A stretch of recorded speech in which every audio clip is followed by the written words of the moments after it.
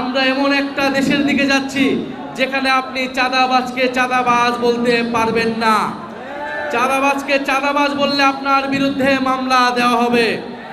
সেই পুরনো কায়দা, সেই পুরনো সিস্টেম কিন্তু তারা ভুলে গিয়েছে। এই প্রজন্মের সাথে সেই পুরনো কায়দায় আচরণ করে লাভ নাই। প্রচুর মামলা, হামলা, হুলিয়া এগুলাকে অতিক্রম করেই গণ অভ্যুত্থান হয়েছে। জাতীয় নাগরিক পার্টি শহীদের রক্তের উপরে দিয়ে বাংলাদেশে প্রতিষ্ঠিত হয়েছে। ফলে যদি আজকে নাসিরউদ্দিন পাটোয়ারির মুখ বন্ধ যদি তারা মামলা দিয়ে করতে চায় তাহলে তারা বড়ই ভুল করছে। আজকে নাসিরউদ্দিন পাটোয়ারির বিরুদ্ধে যদি মামলা দেওয়া হয়, বাংলাদেশে শত শত নাসিরউদ্দিন পাটোয়ারি মুখ তৈরি হবে। পুরো বাংলাদেশ চাঁদাবাজদের বিরুদ্ধে রুখে দাঁড়াবে, রাজপথে দাঁড়িয়ে যাবে এবং পুরো বাংলাদেশের তরুণ ভোটাররা, পুরো বাংলাদেশের সাধারণ মানুষ হ্যাঁ ভোটের পক্ষে ভোট দিয়েছে, সংস্কারের পক্ষে ভোট দিয়েছে, কিন্তু তারা সংস্কার বাস্তবায়ন না করার নানা ধরনের ফোন দিয়ে এই সরকার আসছে।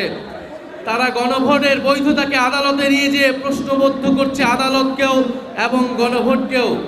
আমরা আর অপেক্ষা করছি, যদি 12 তারিখ অধিবেশনে সংস্কার পরিষদ গঠিত না হয়, যদি সংস্কারের জন্য উদ্যোগ গ্রহণ না করা হয়, আপনারা আমরা যারা হ্যাঁ ভোট দিয়েছি, নিজেদের ভোটাধিকার, নিজেদের অধিকার রক্ষার জন্য আমাদেরকে আবারও রাস্তায় নামতে হবে। সেটার জন্য আপনারা প্রস্তুত থাকবেন ইনশাল্লাহ। আমরা ঐক্যবদ্ধভাবে চাঁদাবাজ, ঋণ খেলাপি এবং সংস্কার বিরোধী শক্তিদের বিরুদ্ধে আবারও লড়াইয়ে সামিল হব। প্রিয় বরিশালবাসী, দেশে আজ জ্বালানি সংকট শুরু হয়েছে। আপনারা পাম্পে গেলে পেট্রোল পাবেন না, শুধু সরকারের লোক, প্রশাসনের লোকদেরকেই তেল দেওয়া হচ্ছে। সাধারণ মানুষ গেলে ঘন্টার পর ঘন্টা লাইনে থেকেও আমরা তেলে পাচ্ছি না। এই যে আমরা বিভাগীয় সফরে বের হয়েছি, আমরা বিভিন্ন পাম্পে যাচ্ছি, কিন্তু আমরা তেল পাচ্ছি না। পুরা গ্লোবালি এই তেলের সংকট, জ্বালানির সংকট, বাংলাদেশের উপর অর্থনৈতিক চাপ আসতেছে।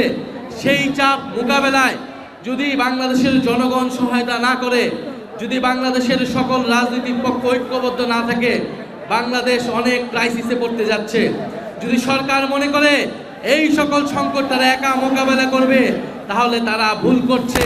কিন্তু আমরা দেখছি তারা বিভাজন তৈরি করছে, তারা মামলা হামলার পথে হাঁটছে এবং তারা সংস্কারের বিপক্ষে, বিচারের বিপক্ষে দাঁড়িয়েছে। আজকে এক শহীদ পরিবারের মা এসেছেন, আরো অনেক জুলাই যোদ্ধারা এখানে এসেছেন। আমরা দেখছি এই সরকার আসার পরে ট্রাইব্যুনালের চিফ প্রসিকিউটরকে পাল্টে দেওয়া হয়েছে। কেন পাল্টে দেওয়া হলো জানি না। একজন দলীয় ব্যক্তিকে, একজন অযোগ্য ব্যক্তিকে চিফ প্রসিকিউটর দিয়ে এই বিচার, এই জুলাই গণহত্যার বিচারকে প্রশ্নবিদ্ধ করার চেষ্টা করা হচ্ছে। আমরা অপেক্ষা করছি আর কিছুদিন। আমরা চেয়েছি 16 বছর পরে সংসদ কার্যকর হবে। সংসদ এবং রাজপথে বিরোধী দল ভূমিকা রাখবে, সরকার ভূমিকা রাখবে। কিন্তু আমরা দেখতে পাচ্ছি ক্রমাগত এই সরকারের খোলস আসছে। এই সরকারের যে মুখ, আসল মুখ সবার সামনে স্পষ্ট হচ্ছে। আজকে তারা মামলা দিয়ে সেটি আবারও স্পষ্ট করেছে যে তারা পুরনো আওয়ামী কায়দাতেই কাজ করবে। তারা যদি আওয়ামী কায়দাতেই কাজ করে, তাহলে আমাদেরকেও সেই কায়দাতেই যেতে হবে, গণ অভ্যুত্থানের কায়দাতে আমাদেরকে যেতে হবে। কিন্তু আমরা বিএনপিকে আওয়ামী লীগের মতো ট্রিট করতে চাই না। বিএনপি জুলাই গণ অভ্যুত্থানের শক্তি হিসেবে আমাদের সাথে, আমরা একসাথে রাজপথে ছিলাম। কিন্তু সেই ইতিহাস যদি তারা ভুলে যায়, রক্তের সাথে বেঈমানি করে যদি তারা আওয়ামী লীগ এবং ভারতের সাথে আঘাত করে সংস্কারের বিরুদ্ধে দাঁড়ায়, দুর্নীতিবাজ চাঁদাবাজদের পক্ষে দাঁড়ায়, তাহলে আমাদের আর কোনো অপশন থাকবে না রাজপথ ছাড়া। প্রিয় তরুণ সমাজ, আপনাদের প্রতি আহ্বান জানাচ্ছি, আগামী স্থানীয় সরকার নির্বাচনের জন্য আপনারা প্রস্তুতি নিন। জাতীয় নির্বাচনে যে কারচুপি হয়েছে, স্থানীয় সরকার নির্বাচনে আমরা সেই কারচুপি হতে দেব না। সাধারণ মানুষ আমাদেরকে ভোট দিয়েছে, কিন্তু আমরা ফলাফল ধরে রাখতে পারি নাই। এবারের স্থানীয় সরকার নির্বাচনে আমরা ঐক্যবদ্ধভাবে ভোট কারচুপি, ভোট ডাকাতদের বিরুদ্ধে, দুর্নীতিবাজ চাঁদাবাজদের বিরুদ্ধে আমরা প্রতিরোধ গড়ে তুলব। এজন্য প্রত্যেকটা কেন্দ্রে আমাদের কমিটি লাগবে।